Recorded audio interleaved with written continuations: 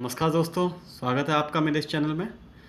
दोस्तों आज मैं एक नया टॉपिक लेके आया हूँ जो कि मेरा जो सब्जेक्ट पहले से चल रहा है मैकेनिकल एस्टिमेटिंग एंड कोस्टिंग, उसी सब्जेक्ट का ये टॉपिक है जिसको मैं आज लेके आया हूँ। आज के इस टॉपिक में मैं आप सभी से बात करूँगा वेल्डिंग कोस्ट के लिए।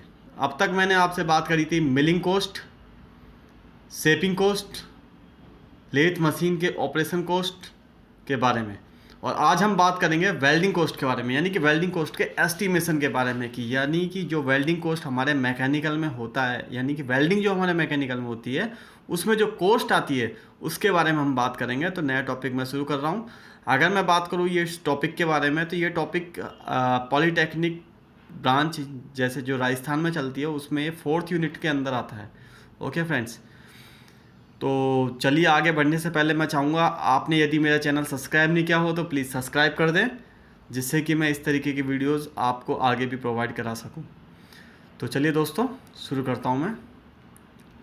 वेल्डिंग कोस्ट निकालने से पहले मैं आपको बताना चाहूँगा कि वेल्डिंग क्या होती है।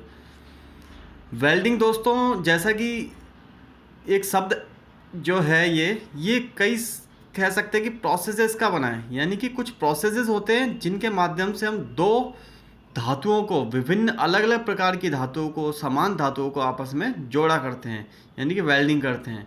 ओके फ्रेंड्स, उसको हम बोलते हैं वेल्डिंग, यानी कि एक प्रक्रम है, ये एक प्रोसेस है जिसमें हम दो धातुओं को जोड़ते हैं। अब वो दो धातुएं जो हमको जोड़नी है वो कैसे जुड़ेंगी?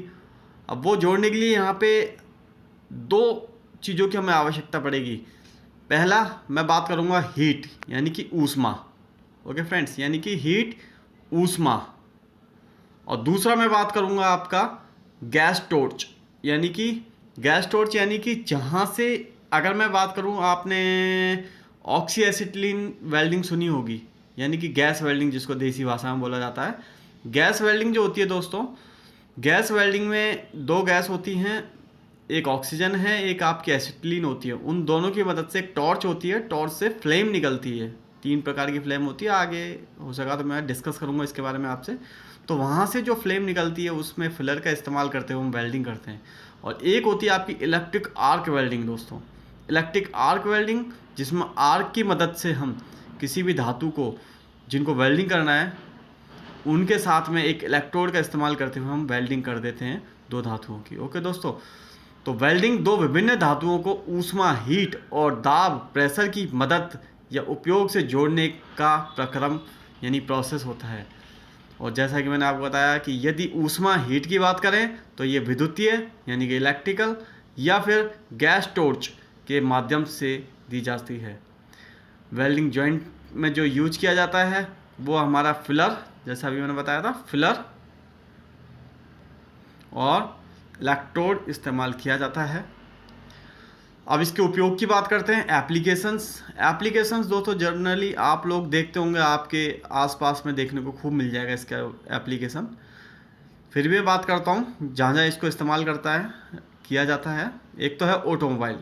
ओके दोस्तों, ऑटोमोबाइल इंडस्ट्रीज़ में बहुत ज़्यादा इस्तेमाल हो रहा है। ज़्यादातर सभी उद्योगों में इसका इस्तेमाल होता है, खासकर ऑटोमोबाइल की बात करें तो इसमें भी होता है। जैसे होंडा हो गई, आपकी सुजुकी, कोई भी कंपनी है जहाँ भी हमारी कार मैन्युफैक्चरिंग, बाइक मैन्युफैक्चरिंग हो रही है, वहाँ सब जगह इसका इस्तेमाल किया जा रहा है वेल्डिंग का। और दोस्तों एयरक्राफ्ट, यानी कि जो हमारे एयरक्राफ्ट्स होते हैं, हवा में उड़ते हैं, उनकी जो बॉडी होती है वो भी इसी से तैयार होती है। शिप्स, पानी के जहाज़ों में, इलेक्ट्रॉनिक्स आइटम में भी यूज़ हो रही है।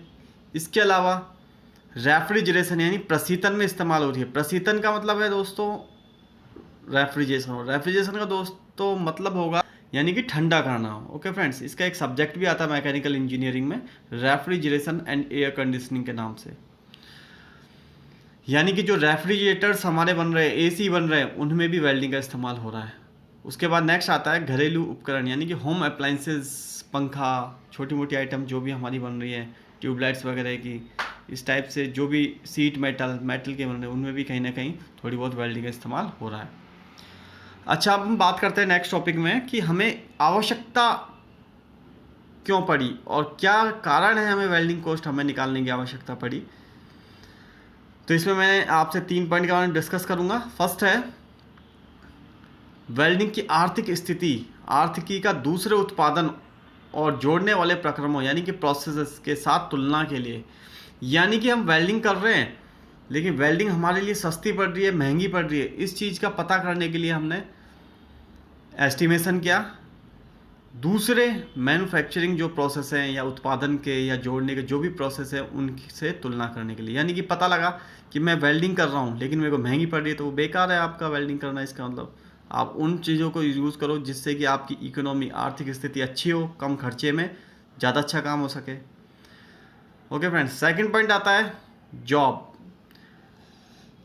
जॉब के लिए एक निविदा लगाने के लिए, डाटा उपलब्ध करवाने के लिए, यानी कि जैसे जनरली कई बार निविदा यानी कि आपका टेंडर्स निकलते हैं, उन टेंडर्स के लिए हम कितने रुपए का कितना टेंडर हमें लगवाना है, कितना टेंडर हमें कितने टेंडर में उठाना है हमारा कोई भी ठेका, तो उन सब चीज़ की जानकारी हमें प्राप्त होती है अगर हम एस्टिमेशन लगा के चलते हैं वेल्डिंग का।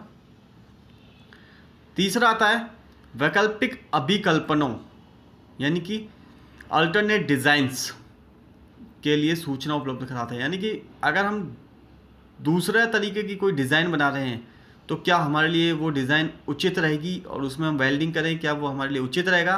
तो इस प्रकार के कुछ निर्णय लेने में हमारी मदद करता है। ओके फ्रेंड्स, तो ये था हमारा वेल्डिंग। अब मैं आगे नेक्स्ट वीडियो में आप सभी से वेल्डिंग कॉस्ट की बात करूंगा कि एस्टिमेशन इसका कैसे किया जाता है। आज मैंने बेसिक इसके वेल्डिंग के बारे में बताया और हमें क्यों वेल्डिंग की आवश्यकता पड़ी और कहाँ इसको यूज किया जाता है इसके बारे में मैंने आपको बताया।